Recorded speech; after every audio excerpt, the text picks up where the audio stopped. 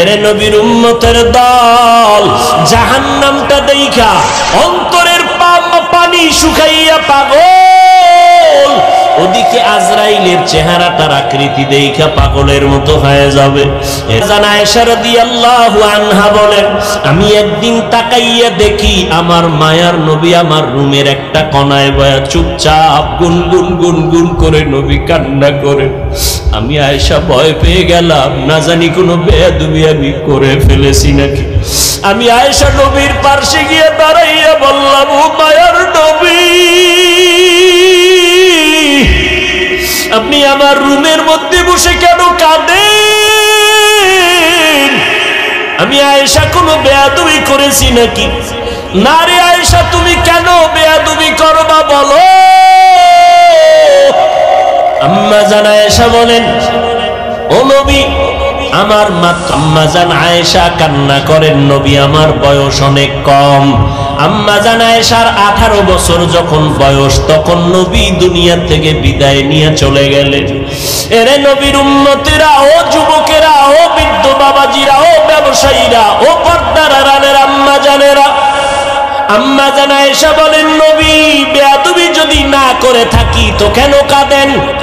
নবী বলেন, ও আয়েশা, আমার হাসরের ময়দানের ভয়ঙ্কর অবস্থার কথা আমার মনে পড়েছে, এজন্য কান্না করি। আম্মা জান আয়েশা বলেন, নবী কেমন ভয়ঙ্কর? ও যুবক, পাও দুইটা আগাইয়া দাও, যদি বলো কোরআন মিথ্যা একটা প্রমাণ দাও, আমি এখন দাড়ি ফালাইয়া দিব, নামাজ রোজা টুপি দাড়ি ফালাইয়া প্যান্ট শার্ট পরে চলবো। কিন্তু আজও পর্যন্ত 1500 বছর হয়ে গেল, একটা ভুল কেউ বের করতে পারে নাই, বরং শত লক্ষ লক্ষ বিধর্মীরা কালেমা পড়ে মুসলমান হয়ে গেল।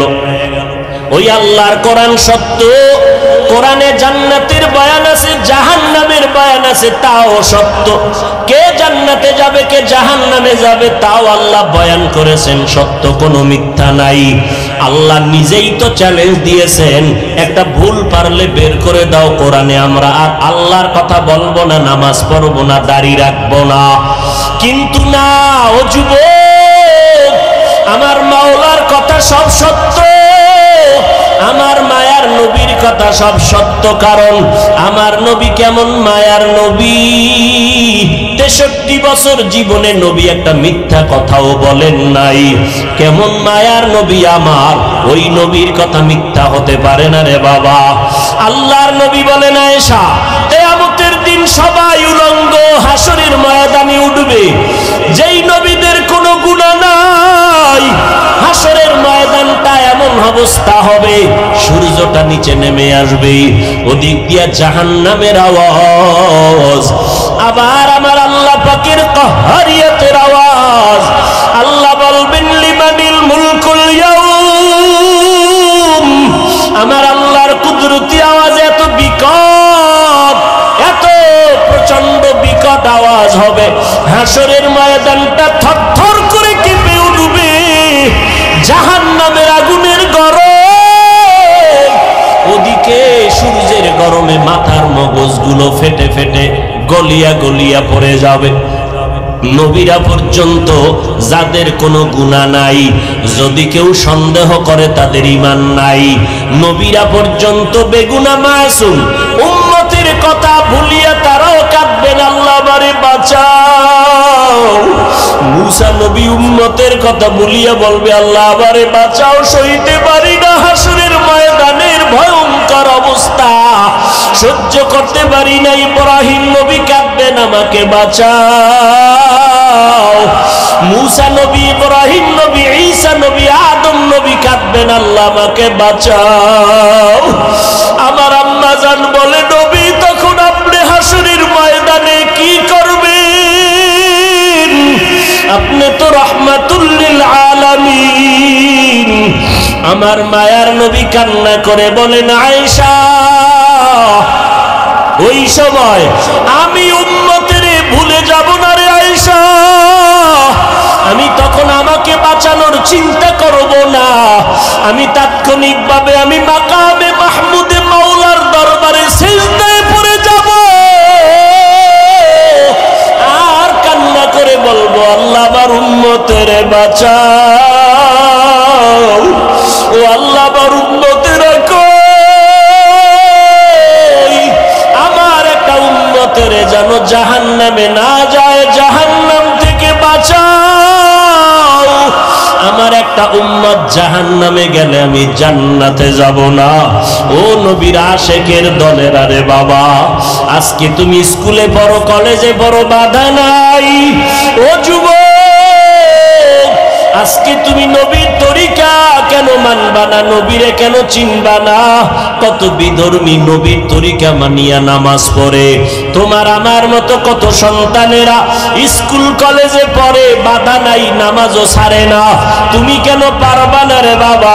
চাকরি করো, ব্যবসা করো, তোমার মতো কত যুবক চাকরি ব্যবসা করিয়াও নামাজ ছাড়ে না।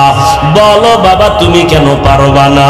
নবীর তরিকায় দাড়িটা লম্বা করতে কেন পারো না রে বাবা? মনে মনে ভাবছো কি আল্লাহর কোরআন মিথ্যা, নবীর কথা মিথ্যা? না রে বাবা না। ও যুবকেরা, আল্লাহর কাছে তওবা করে কাঁদো। যদি পাও দুইটা আগাইয়া দাও, আমি পায়ে হাত ধরিয়া হলো বলতে রাজি, আর গুনাহ করবা না। স্কুল কলেজে পড়ে ডাক্তার হও, ইঞ্জিনিয়ার হও, আলহামদুলিল্লাহ দোয়া করি, তবে বেয়াদব হইও না। আদর্শ ডাক্তার হও, আদর্শ ইঞ্জিনিয়ার হও, আদর্শ এসপিডিসি হও। তোমার ব্যবহারে যেন আলেমরা কষ্ট না পায়, তোমার আচরণে যেন কোনো মুরব্বীরা কষ্ট না পায়, তোমার ব্যবহারে তোমার আপনজন বন্ধু বান্ধব যুবকেরা যেন কষ্ট না পায়, তোমার ব্যবহারে যেন মা বাবা কষ্ট না পায়। বীর উম্মতের দল, আল্লাহর নবী বলেন সবার নামে জান্নাতে বাড়ি আছে, তবে ফেরাউন বেঈমানেরা জান্নাত কখনোই পাবে না।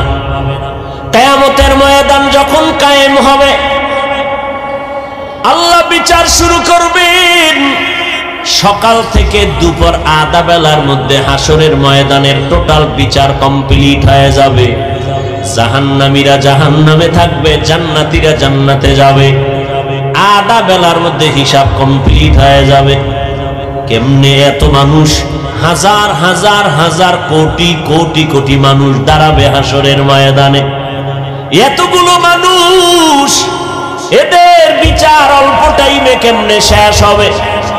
এরে আল্লাহর গোলাম, অথচ চাঁদপুর জেলার একটা থানার মধ্যে কত শত মামলা, এক একটা মামলা 50 বছর পর্যন্ত চলতেছে, এখনো ক্লিয়ার হয় না। টাকা দিলে মাঝে মাঝে, হাদিয়া দিলে মাঝে মাঝে মামলাগুলো তাজা হয়ে যায়। অথচ হাসরের ময়দানে আধা বেলার ভিতরে কোটি হাজার কোটি মানুষের বিচার কেমনে কমপ্লিট হবে? শুধু মানুষ না, আল্লাহ কুকুরকেও দাঁড় করাবেন, গরুরে দাঁড় করাবেন।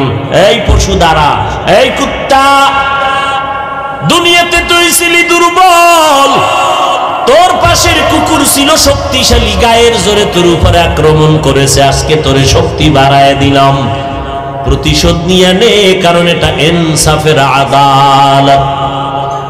আল-ইয়াউমা তুজজা কুল্লু নাফসিন বিমা কাসাবাত লা যুলমাল ইয়াউম ইন্নাল্লাহা সারিউল হিসাব। দ্রুত বিচার হয়ে যাবে, কোনো জুলুম করা হবে না। কেমনে সম্ভব? গরুরে আল্লাহ বলবে, রে গরু দুর্বল, দুনিয়াতে তুই দুর্বল ছিলি, শক্তিশালী গরুটা গায়ের জোরে এমনি তোর উপরে হামলা করেছে, আজকে ইনসাফের আদালত তোরে শক্তি দিলাম, প্রতিশোধ নিয়ে আনে। পশুর বিচার শেষ হওয়ার পর আল্লাহ এবার মানুষের বিচার শুরু করবেন।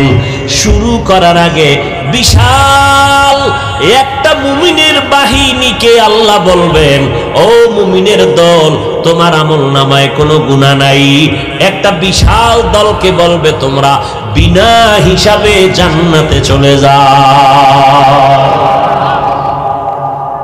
বিশাল এক দল গেছি গা হিসাব ছাড়া জান্নাতে, আর এক দল বেঈমানকে আল্লাহ বলবেন, তোদের আমল নামায় কোনো নেক নাই, তোমরাও বিনা হিসাবে জাহান্নামের মধ্যে চলে যাও।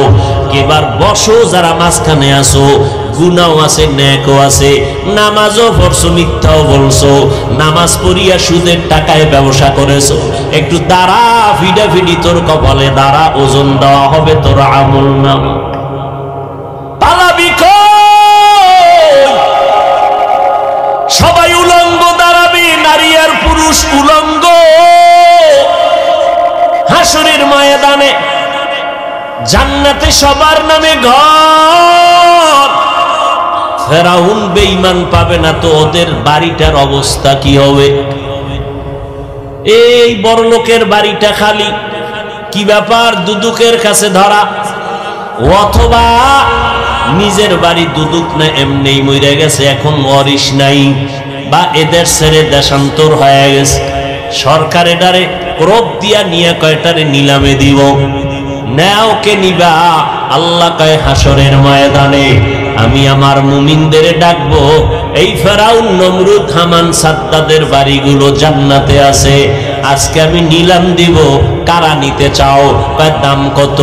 আল্লাহ কইব টাকা পয়সার কারবার চলবে না, আমি আল্লাহ আজকে ওই মুমিনদের দান করব, নিলাম দিয়া দিব জান্নাতটা।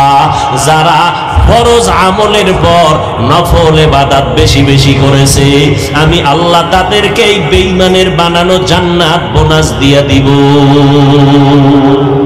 আতিনা ফি দারে দুনিয়া না হাসান, আতিনা ফি দারে উকবা না হাসান, ইয়া গিয়াসাল মুস্তাগীসিন হদিনা লফতিখারা বিল উলুমে ওয়াল গিনা। হর গরিবে নেকো তু তৈয়ার হে, जो न मांगे उससे तू बेजार है। তাহলে বেঈমানের জান্নাত কারা হইব? কথা কন না কেন? মুমিনরা পাবে। কোন মুমিন? সুদখোর, ঘুষখোর। শুধু ফরজ ইবাদত করছে তাও না, ফরজের পরে কি করছে? নফল।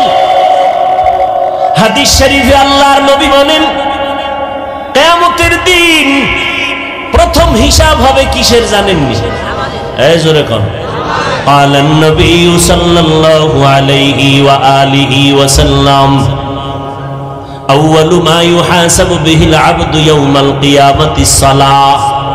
হাসরের ময়দানে প্রথম হিসাব হবে নামাজের হিসাব। নামাজ দেখবে একজনের ফরজ আমল তাও মাঝে মাঝে পড়ছে, মাঝে মাঝে পড়ে নাই, আমল নামায় দিবে, দেখবে পাল্লা ভারী হয় না।